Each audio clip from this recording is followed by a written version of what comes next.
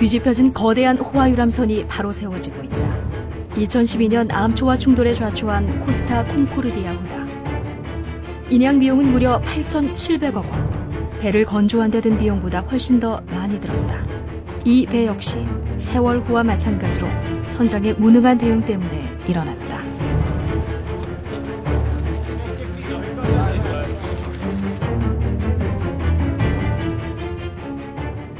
사고 당시 해양경비대장과 선장 사이의 교신 내역이 뒤늦게 공개돼 주목을 받았다. 선장의 어이없는 대응은 세계 언론의 조롱거리가 되고 말았다.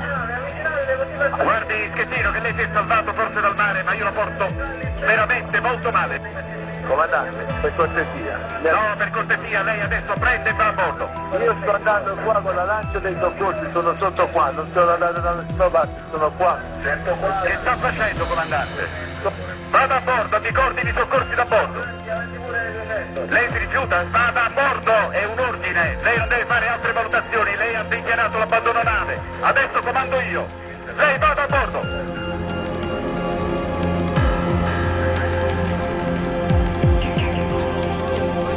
그런데 조롱의 대상이 이번엔 세월호, 그리고 대한민국으로 바뀌었다.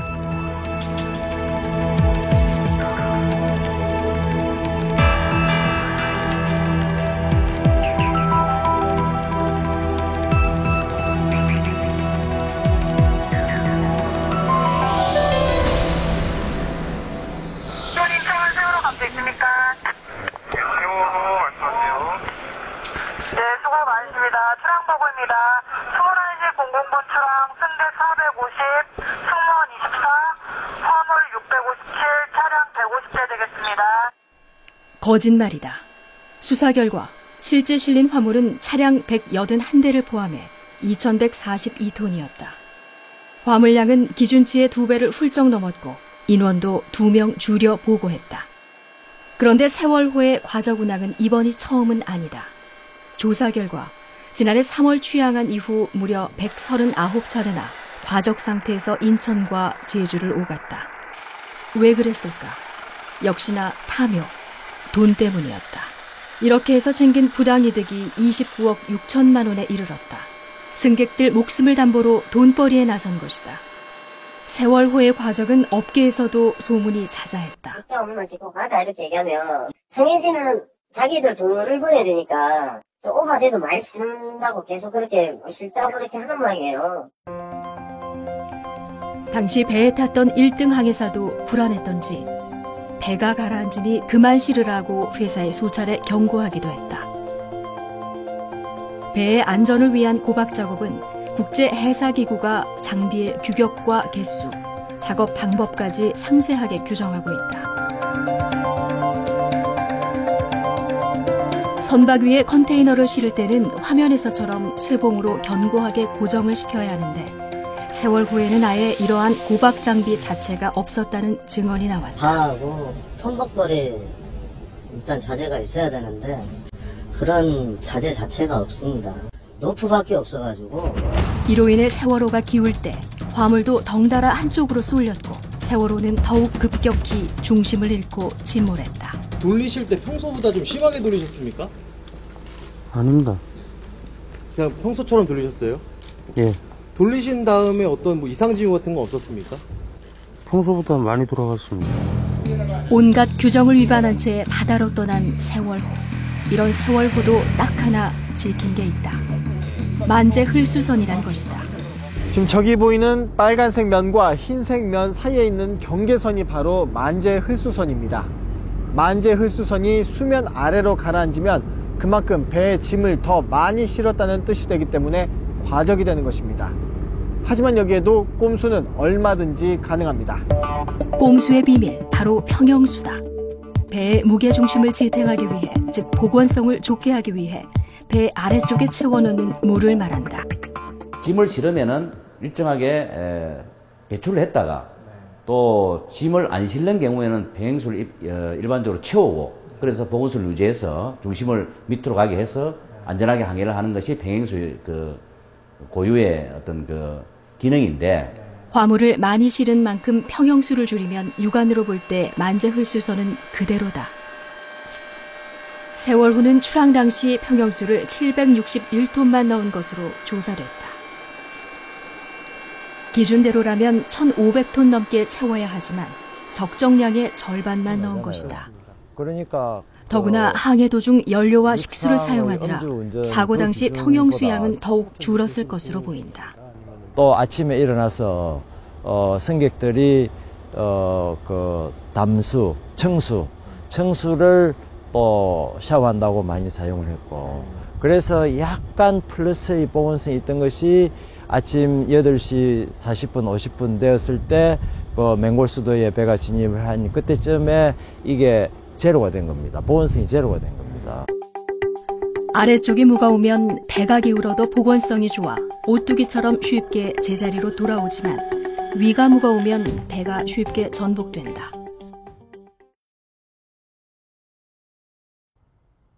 그렇다면 평형수가 배 복원력에는 얼마나 중요한 역할을 하는 걸까요?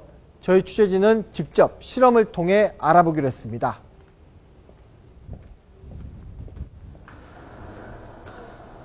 카이스트 해양시스템공학과 실험실. 70분의 1로 축소한 길이 2m 컨테이너 선이 준비됐다.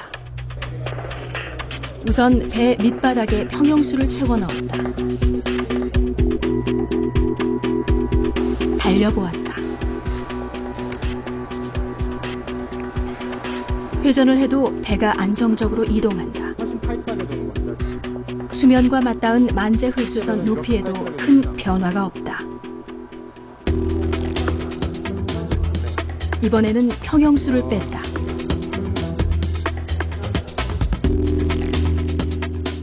그리고 배 위에 평형수 무게만큼의 짐을 실었다.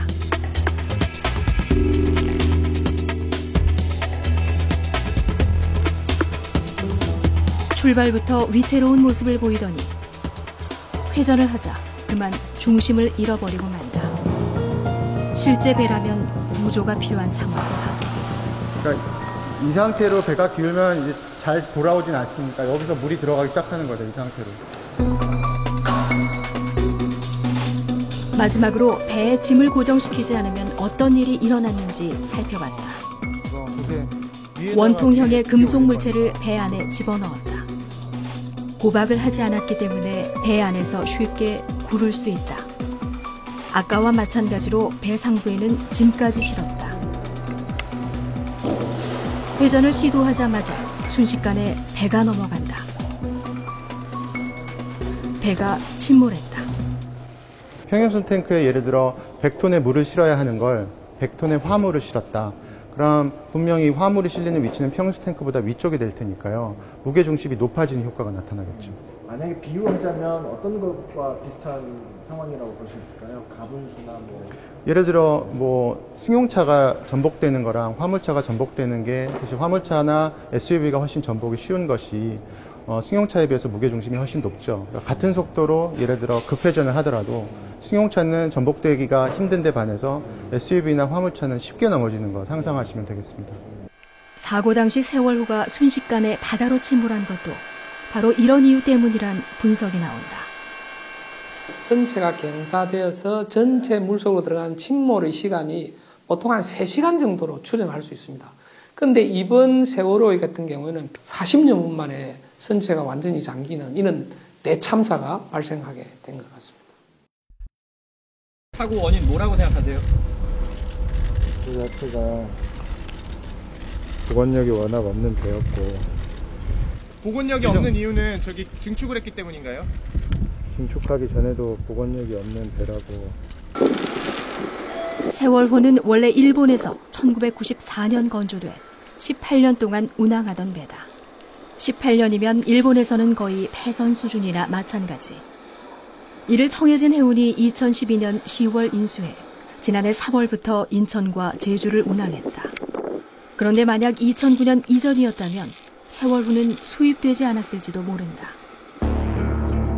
2009년 해운법 시행규칙이 개정되면서 25년까지만 운항할 수 있었던 선박 연령이 30년으로 늘어났기 때문이다. 설령 완화는 선박업계의 수건사업이었다. 2006년 서울대는 해운조합 용역을 받아 보고서를 발간한다.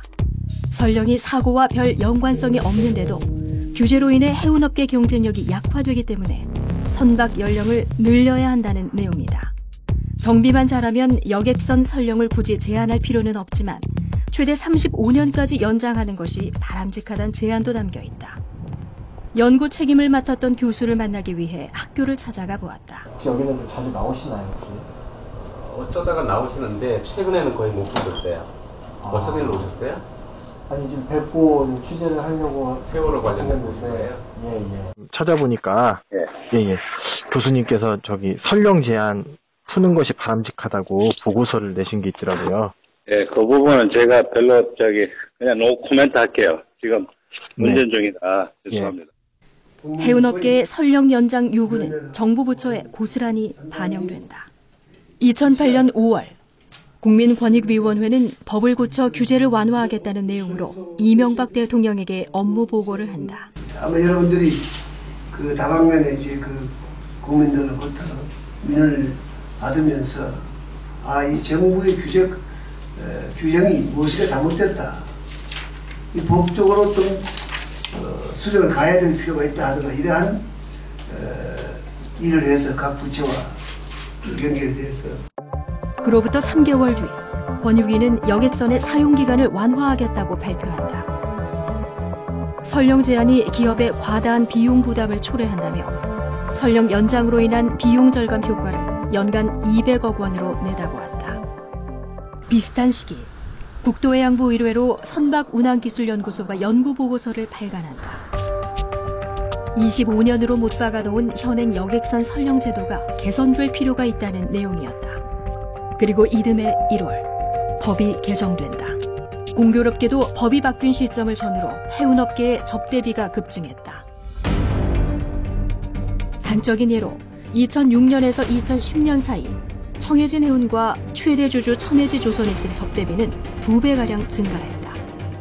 법 개정을 등에 업고 세월호를 들여온 청해진 해운은 증축 작업에 들어간다. 3층과 4층 일부를 객실로 바꿨다. 이로 인해 정원은 840명에서 956명으로 늘었고 배 무게도 6,586톤에서 6,825톤으로 증가했다. 무게중심이 높아짐에 따라 최대로 실을 수 있는 화물은 줄이고 평형수는 더 많이 채우는 것을 조건으로 세월호는 승인을 받을 수 있었다. 점 이상의 중량이 늘어나면 보건성 시험을 다시 하게 돼 있거든요. 그래서 그거에 따라서 규정에 따라 다시 해서 이제 만족하다 이렇게 해서 이제 그 검사 증서가 나간 겁니다. 하지만 세월호가 과연 안전한지에 대해서는 의문이 끊이지 않았다. 구조적으로 문제가 되니까 그 죄는 내가 그건 안 판다고 그랬잖아요. 그러면은 사고도 내려버린다고. 사고 직전 세월호 선장은 청해진 해운에 수리 신청서를 제출하기도 했다. 조탁의 전원 접속이 불량하다며 근본적으로 고쳐달라는 내용이었다. 하지만 청해진 해운은 아무런 조치를 취하지 않은 것으로 전해졌고 그러는 사이 세월호는 보름 넘게 인천과 제주도를 4번이나 왕복했다. 설령 완화 조건으로 언급됐던 안전점검과 관리감독 강화는 말뿐이었다. 실제로 지난 10년 동안 발생한 여객선 해양 사고는 설령을 완화한 2009년 이후 10%가량 늘어났다. 벌써 과적이다, 아니다 이런 부분을 그 과적이기 때문에 이러라고 좀 빼라 뭐 이런 형태로 돼야 되는데 이루어지지가 않고 있다는 얘기죠. 사실상요. 현실적으로. 평형수와 화물 그리고 고박 배의 안전에 하나같이 중요한 것들이다. 이를 관리할 책임은 운항관리자에게 있다. 운항관리자는 승선 정원을 지켰는지 과적을 하지 않았는지 확인해야 한다. 또 구명기구와 소화설비는 제대로 준비했는지 선장이 비상훈련을 실시했는지 안전운항에 관한 종합적인 관리감독을 하도록 돼 있다. 그런데 이 운항관리자를 선임하는 권한은 정부가 아니라 한국해운조합이 갖고 있다. 한국해운조합은 여객선이나 화물선 운항업체 2,100여 곳을 회원사로 두고 있는 이익단체다. 해운조합은 선박회사들의 어떤 친목단체 비슷한 그런 곳이니까 거기에 맡겨놓은 것은 생선가게를 고양이한테 맡겨놓은 격하고 똑같은 격이죠. 그러니까 제대로 관리가 안 되고 있는 겁니다. 세월호 침몰 사고 하루 전 해운조합 인천지부 운항관리실에 세월호의 출항 전 안전점검 보고서가 제출됐다. 선체 상태와 화물 적재 상태, 구명 설비 등이 모두 양호한 것으로 돼 있다. 수사 결과 이 보고서는 3등 항해사가 선장 대신 작성한 허위 부실 보고서로 드러났다. 그런데 당시 운항관리실은 별도의 안전점검은 하지 않은 채 부실 보고서만 보고 운항 허가를 내줬다. 그 관리 감독이 전혀 안 된 것이 3등에서 그냥 사인한 걸 운항관리실은 그냥 그걸 그대로 받아가지고 그대로 그냥 접수했다는 거죠. 그러니까 말은 관리 감독 한다고 했는데 관리 감독이 사실상 안 된 거죠. 항구에 직접 나가보았다. 출항을 앞둔 배의 관리 감독은 그동안 어떻게 이루어지고 있었을까? 해운조합 이런 양반들은 지금 치는 동안에는 안 나오네요. 어? 세월호 이후에도 안 나왔어요? 세월호 이후에는 계속 나오고.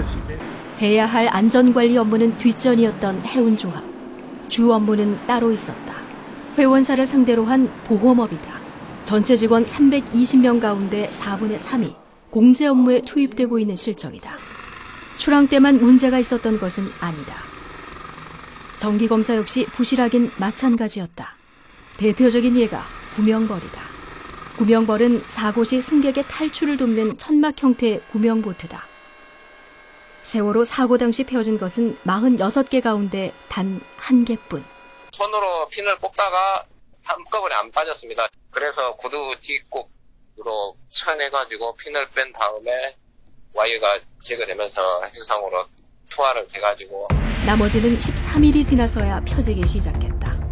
이 구명벌은 1994년 세월호가 일본에서 건조될 때부터 사용됐다.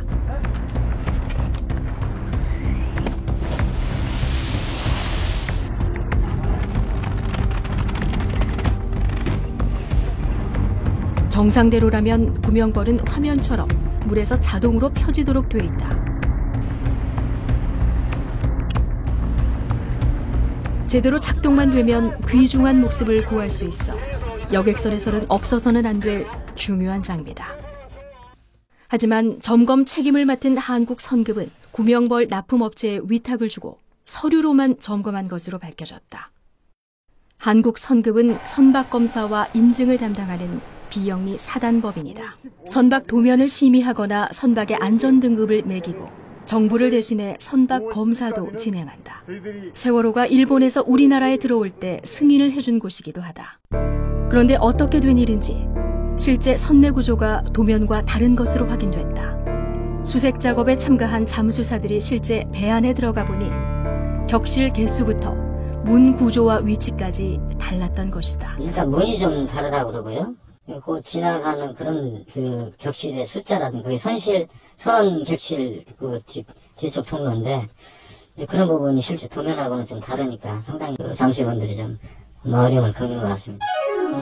세월호 도면을 보면 선체 4층 선미의 객실이 3개 있고 좌우현 객실에는 출입문이 각각 2개, 중앙 객실에는 문이 4개 있다. 하지만 수사 과정에서 실제 좌우현 객실의 출입문은 각각 4개, 중앙 객실은 8개라는 선원의 진술이 나왔다.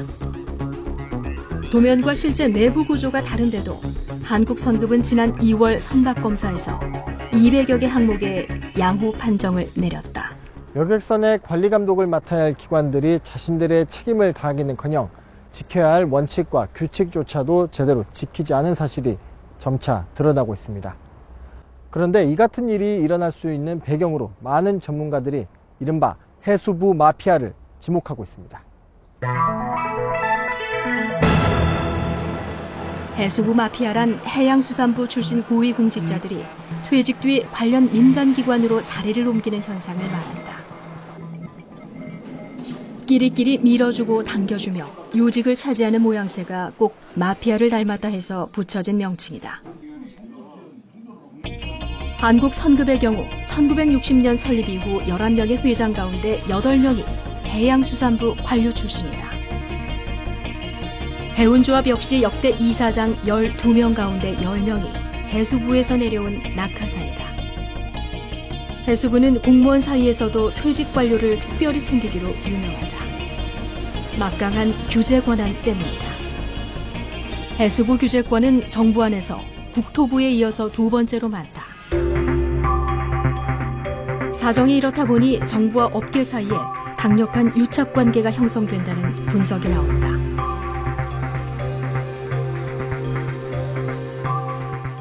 사람들의 문제인데요. 기본적으로 해수부에 있다가 또 조합 아니면 또 해운 업체로 가게 되는 이 삼각 동맹들이 이런 사태를 벌어지게 하는 원인이 아닌가 그렇게 생각해 보게 됐습니다.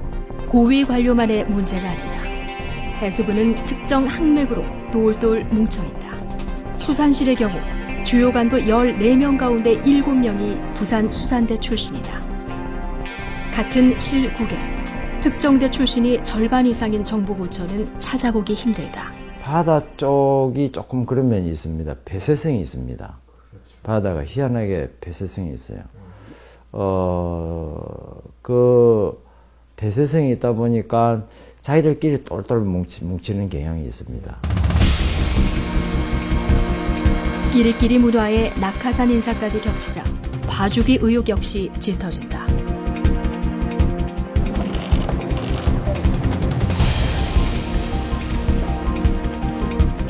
실제 2011년 감사 결과를 보면 한국 선급은 위반 사항이 9건 적발됐는데도 당시 국토해양부는 모두 경고나 주의 같은 가벼운 징계에 그쳤다. 해양사고 발생 시 선박안전대책위를 열도록 한 자체 규정을 무시해도 안전관리체제 인증심사 업무 처리와 직원 채용 절차에서 문제점이 발생해도 중징계는 없었다. 사고가 난 세월호는 해운조합에 배상보험과 선박보험 36억 원가량을 들었다. 해운조합이 지난해 보험 사업으로 벌어들인 돈이 200억 원이 넘는다. 보험이 주 업무나 마찬가지인데도 금융감독원의 감독은 받지 않는다. 해수부 관할이라는 이유에서다. 하지만 해수부 관리감독이 유명무실 수준이라는 평가를 감안하면 사실상 관리 사각지대다. 그러면서도 해운조합은 안전관리 명목으로 지난해 정부로부터 17억 5천만 원을 지원받았다. 이 역시 끼리끼리 문화에서 비롯됐다는 지적이 나온다. 저는 자기네 사람들을 나중에 퇴직자들을 파견하는 식으로 하는 거기 때문에 서로 어떻게 보면 공생관계를 유지하는 거죠. 그러다 보니까 이제 감독의 사각지대가 나타나는 것이고. 결국 세월호 침몰은 누구 한 사람 잘못으로 벌어진 일이 아니다. 해운업계의 탐욕과 정부의 무능한 관리감독 체계가 빚어낸 결과다. 그리고 이런 무능함은 구조 과정에서도 고스란히 반복됐다. 현재 구조자는 공식적으로 179명이 되겠습니다. 말씀을 드리겠습니다. 현재 구조인은 시간에 발표 178명에다가 이번에 행정선 등을 통해서 관공선 등을 통해서 190명이 구조가 돼서 현재 생존자는 368명이 구조가 됐고 구조자 숫자가 저희들이 하다 보니까 좀 착오가 있었습니다. 그래서 구조 주체가 민간하고 군, 해경 여러 주체들이 동시에 다발적으로 하다 보니까 세월호가 바다에 가라앉는 절체절명의 순간 우왕좌왕한 건 안행부뿐만이 아니었다. 중앙사고수습본부를 설치한 해양수산부. 오전 11시 50분 구조자가 162명이라고 집계했다가 오후 1시가 되자 갑자기 350여 명으로 정정했다. 각종 정부부처에서 부랴부랴 꾸린 대책본부만 10개. 하지만 제대로 된 대책은 그 어디에도 없고 시간만 흘러가 버렸다. 성토가 이어지자 국무총리를 책임자로 한 범정부 사고대책본부가 차려졌지만 크게 달라진 건 없었다. 지난 2월 법이 바뀌면서 재난관리 컨트롤타워가 안전행정부로 옮겨졌지만 이에 걸맞는 전문 인력은 배치되지 않았다. 어디다 명령을 하고 뭘 해야 되는지, 어디에서 무슨 보고를 받아야 되는지, 또 부분적으로 간헐적으로 올라오는 보고를 이해도 못했잖아요. 해양경찰청장입니다. 지금 잠수사 500여 명을 지금 투입을 하고 있습니다.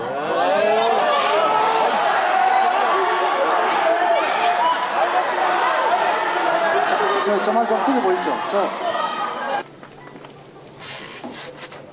신속하고 효율적인 초기 구조가 이루어지지 못했다는 희생자 가족들과 국민들의 질타를 머리 숙여 받아들입니다. 구조가 제대로 될 리가 없었다.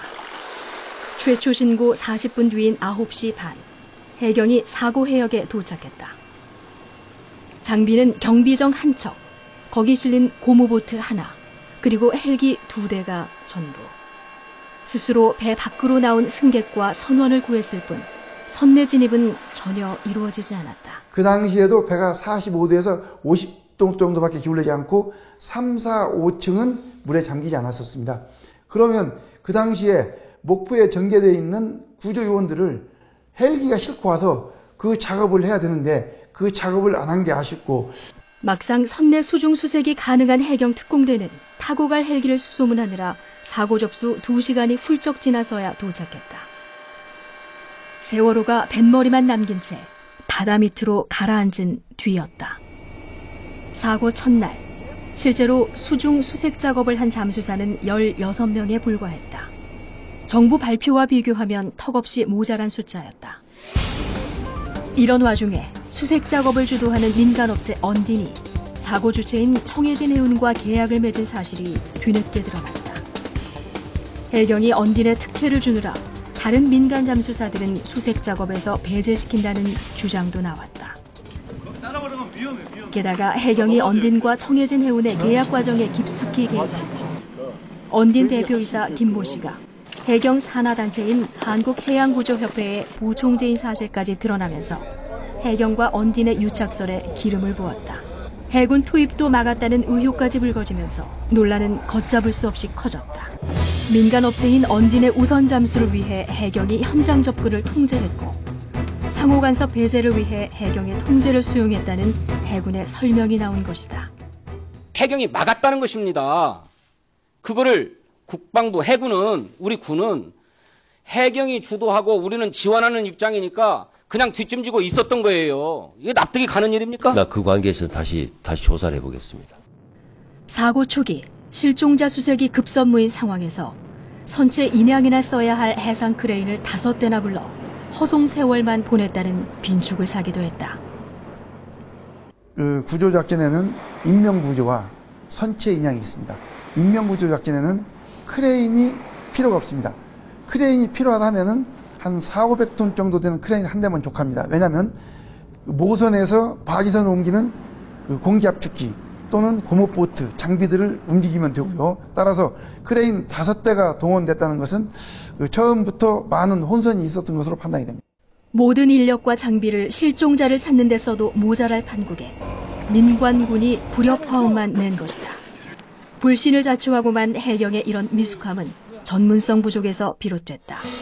역대 해경청장 13명 가운데 11명이 일반 경찰이고 해경 출신은 2명에 불과하다. 총경 이상 간부 67명 가운데 4분의 1인 17명은 경비 함정 근무 경험이 아예 없거나 고작 한 달 미만이다. 이 모든 상황은 해경은 물론이고 정부에 대한 돌이킬 수 없는 불신만 키우고 말았다.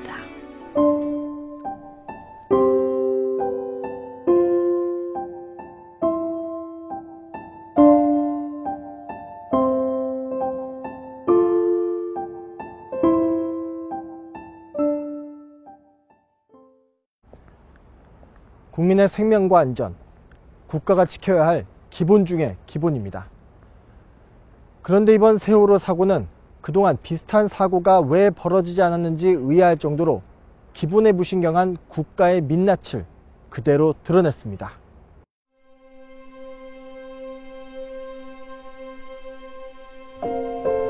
무엇을 할 것인가는 정해졌다.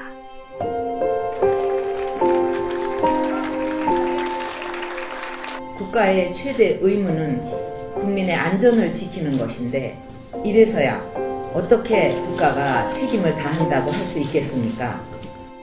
저희는 사고 후 무책임하고 무능력한 정부의 대응에 대해 강력히 비판해 왔지만 그것은 앞으로 같은 사고가 반복되지 않는 안전한 나라를 만들기 위한 것입니다. 만약에 지금 오늘 여러분들하고 얘기한 게 지켜지지 않으면 여기 있는 분들 다 책임지고 물러나야 됩니다. 공무원들은 그 말 자체의 의미가 국가와 국민을 위해 존재하는 것입니다. 지금 국민들이 공무원들의 무책임과 의식에 분노하고 있지 않습니까?